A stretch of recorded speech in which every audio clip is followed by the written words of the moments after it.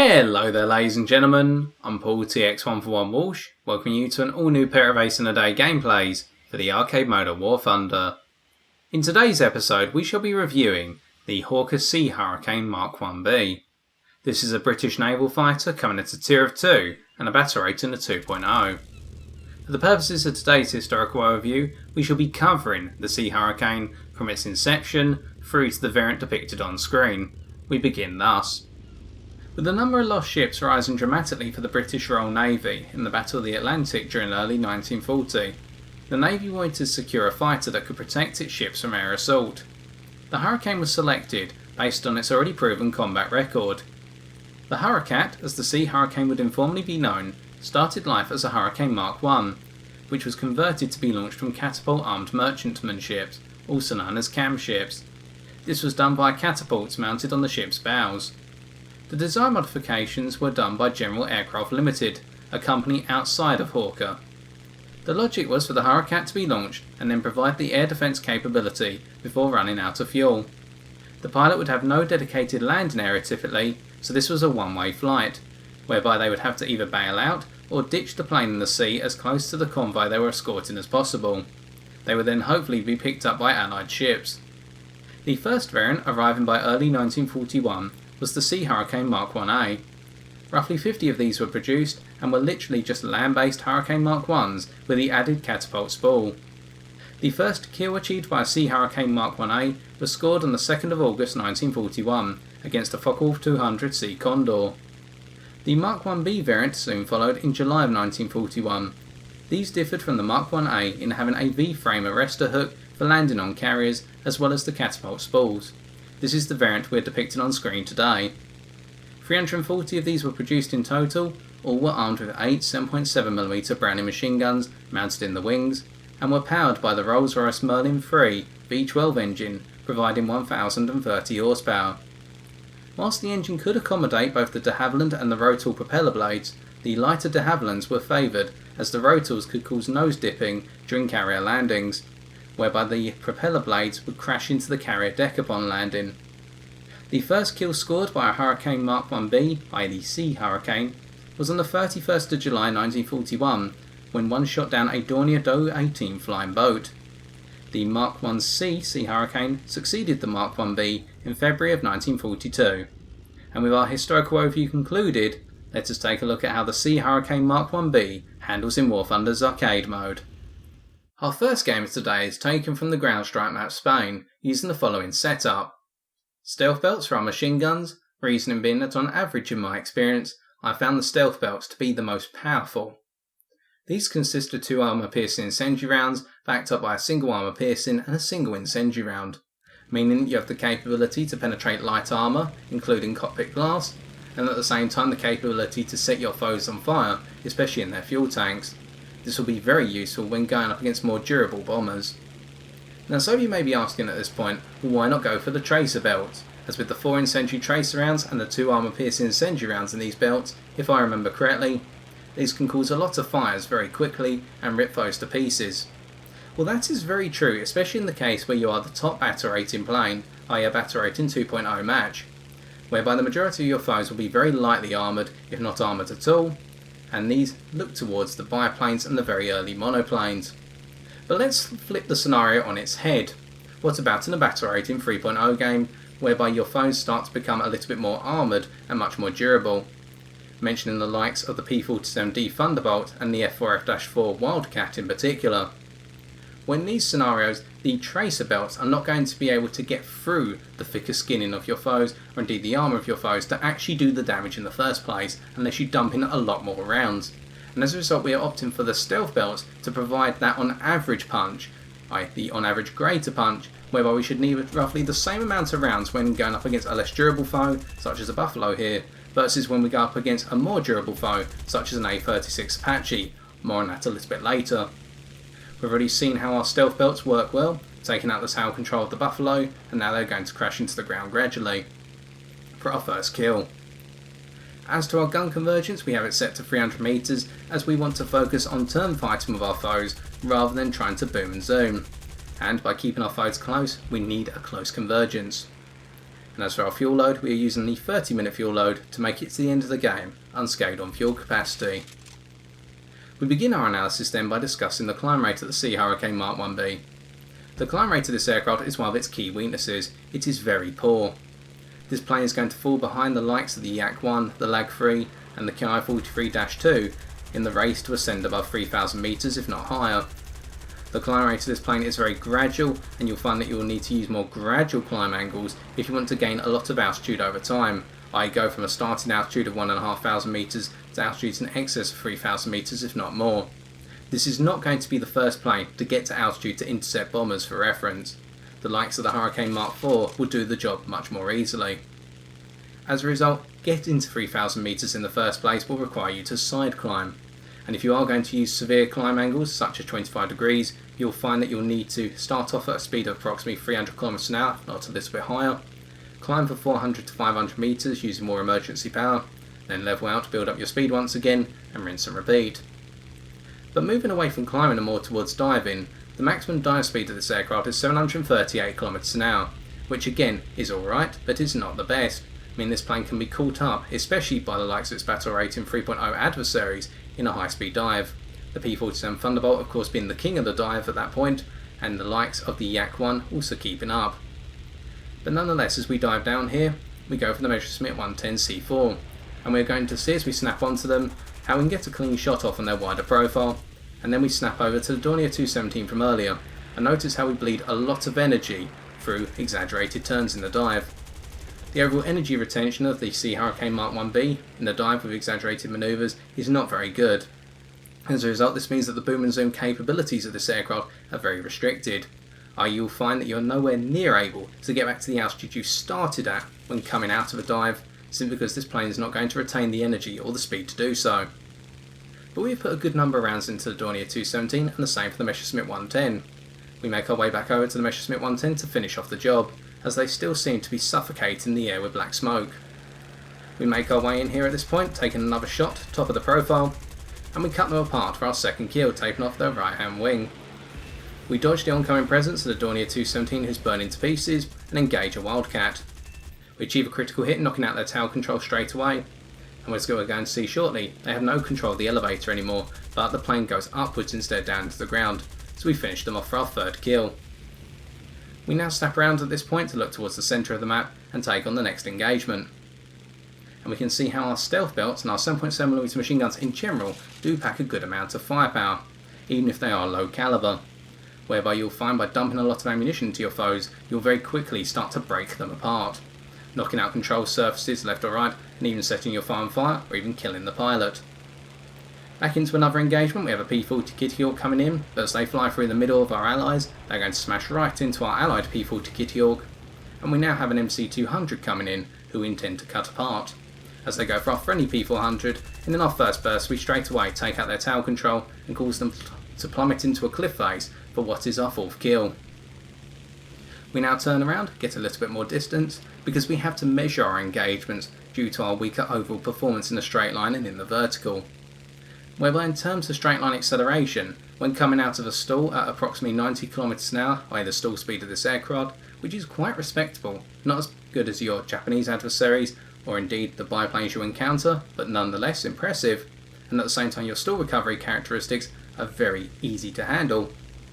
We snap round here on the A36 Apache here and realise that we can build up a good amount of speed in a short dive, indeed in a straight line, to be able to go into this engagement with confidence. Whereby we use a set of rolling scissors to force the Apache to overshoot, we take off their right hand flaps by the looks of things, and in our second burst as we come around, we set them on fire in the engine department and cause them to smash into the ground for our fifth kill and therefore our ace in a day. And for reference, when coming out of the stall, the straight line acceleration of this aircraft is good from the stall speed up to 370 km an hour, then tapering off very noticeably, and with more emergency power you can only extend this threshold to roughly 400 km an hour. Ideally, you never want to go into an engagement below a speed of 200 km an hour. Try to keep your speed around 250 to 350 km an hour, as that will provide you with the greatest control ability for this aircraft. And here we go to show the weaker climbing aspects of this aircraft once again, as we have to level out at just shy of 1,300 metres to build up our speed, but then again using our good straight line acceleration to do so rapidly, without the need for more emergency power. Of course, we're not dead level at this point, we're in a small climb angle, so we're not building as much speed as we could be. Making our way back in towards the centre of the map at this point, the game is coming towards its end, and we've handled ourselves quite adequately. We've seen the controllability of this aircraft in its ideal speed range, i.e. never above 450 km an hour, means that this plane is able to outturn a good number of foes, with its turn circle being tighter than that of the Spitfire Mark 1A, and only falling short of the Hurricane Mark 1. We'll talk about that in the next gameplay, your Japanese counterparts, and the biplanes you'll encounter. But otherwise the turn circle is very nice, and with combat flaps or landing flaps it only gets better. But be aware these do bleed your speed, especially the landing flaps. We dive down the Buffalo here, trying to pick them apart for our final kill. They loop over, and they play it quite smart actually, using a scissor manoeuvre, well not a scissors, using an S manoeuvre in terms of the shape, to try and shake us off and cause us to overshoot. We snap back onto their 6 Halve and start to pummel in the rounds. We catch them on the turn at this point, achieve a critical hit, taking out their tail control and set them on fire. Another tail control eradicated, and that will form our final kill, i.e. our 6th kill, as the game comes to its end and it's time for us to take a look at the post-game stats.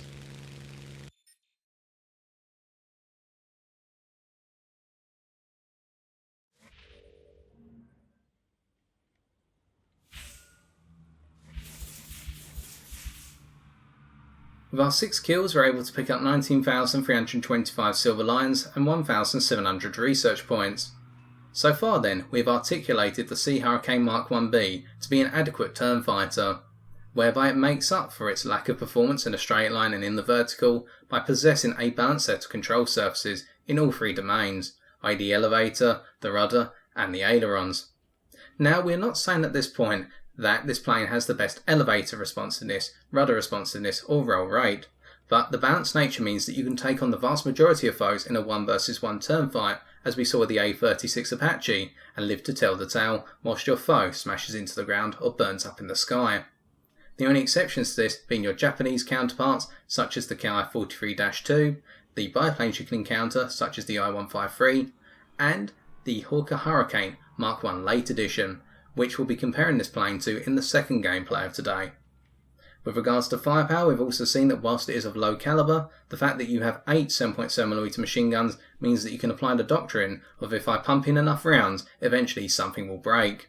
And we saw here how we took out a number of tail control surfaces by just pumping in the rounds against our foes, sometimes very quickly, at other times it took a few more rounds than it normally would. But nonetheless, we made our ammunition work, and with 2,800 rounds available, reloads are not going to be too frequent. You can afford to go into multiple engagements before taking a reload if you can bring your foes down rather rapidly.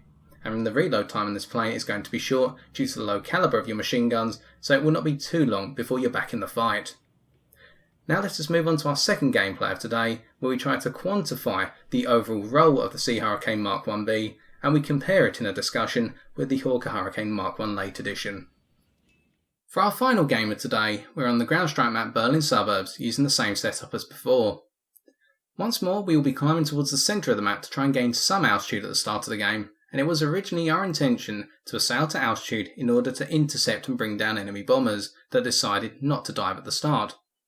Unfortunately, and this is a way of highlighting the weaker climb rate of the Sea Hurricane Mark 1B once more, we will be cut off before we can do that, and this will also further serve to highlight how this plane is vulnerable if it is not given the time to set up its engagements.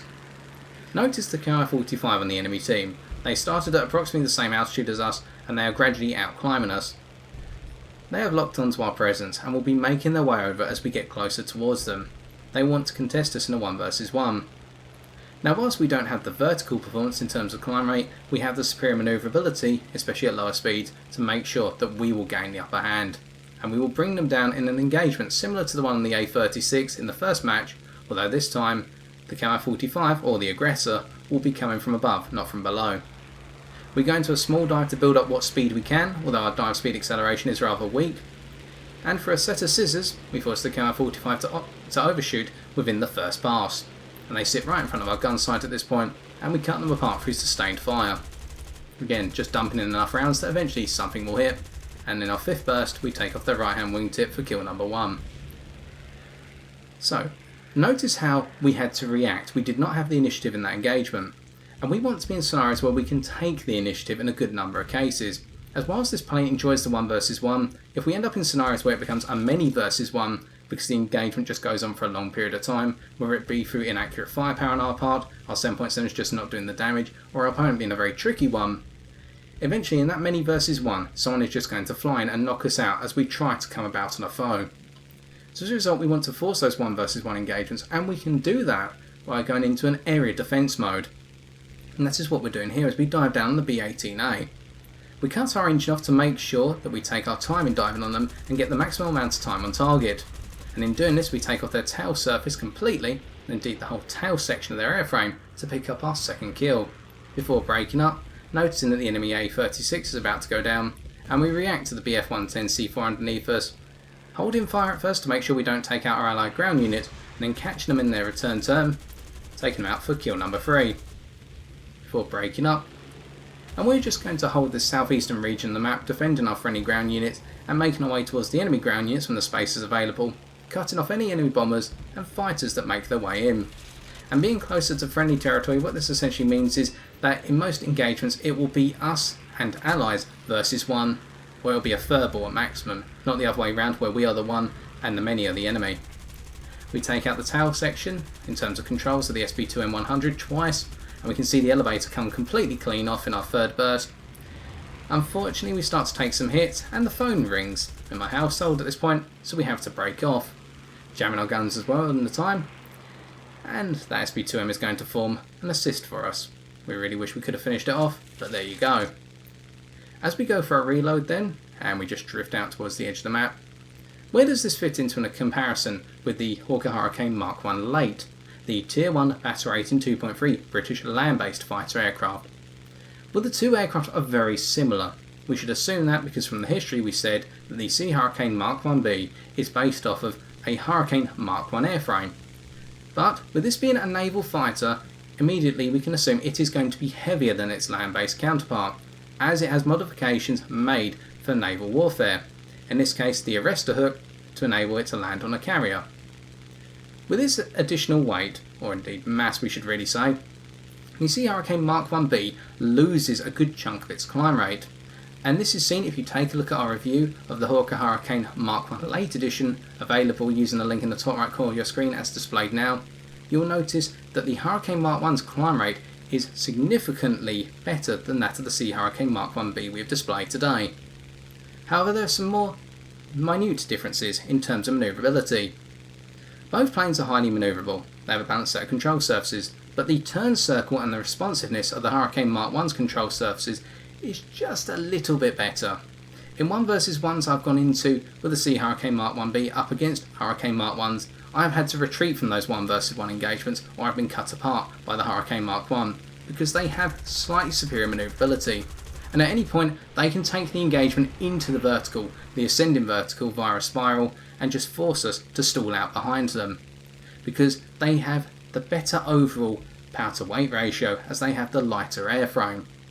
So this is something to be aware of, and why the Hurricane Mark 1 when you go into a turn fight is an exception for a foe you can encounter. Hence the comparison, and this makes you wonder why you'd want to fly the Sea Hurricane Mark 1B versus the Hurricane Mark 1, and we will discuss that in the conclusion of this video, as we take out the Su-2 MV5 for our 4th kill, knocking out their pilot. We come up to the A20G25 at this point, put in a couple of rounds but no major damage, and we rely on our durability here to soak up any return 12.7mm machine gun fire, and our durability in general is very good. We can take a lot of light and heavy caliber machine gun fire and continue to fight on, and we can even take 1 or 2 20mm high explosive shells to the central fuselage and not be ripped apart. The exception being that if you take fire to the wingtips, I have a 20mm cannon with high explosive, this plane will lose its wingtips very quickly. We snap onto a MiG-3 at this point. If it's a MiG-3 34, we've got to be aware of those 20mm cannon in the nose. As they come charging in to attack the ground units, we interdict, peppering them with fire. We do not quite get a good shot at first, and we continue to pursue, taking some fire from the ground units. We're wondering what it is. Turns out to be the anti-aircraft batteries that are driving along. The MiG-3 turns in front of us, big mistake, they should have just flown off, and that way they could have stalled us out or just broken away to live to another day. But we pick up our ace in the day, and now we're going to finish off this match by dispatching the ground units on the enemy team, making their way towards us and putting holes in our lovely plane. 3 anti-aircraft batteries will take them one by one, and notice how, when trying to fly level, the Sea Hurricane Mark 1 really takes a lot of getting used to in terms of getting the nose down to hit ground targets, and this is something to be wary of when you're trying to land this plane. The nose will want to be up until you literally hit your stall speed when landing, and then the plane will suddenly come down. It's rather difficult to land it at first. This plane loves to stay level or have its nose slightly pitched up. We tank out the remaining anti-aircraft batteries and then break our way round. We notice that this region of space has been denied to the enemy team. We still have 1 or 2 ground units on our team here, looking at the mini-map, and now our focus is shifting towards the centre of the map when engagement is occurring with a KI-61, but unfortunately due to our limited straight line capacity in terms of top speed and acceleration, we will never get there to get into the engagement. The game will end. There we go, the game comes to its end, and it is time for us to take a look at the post-game stats once again.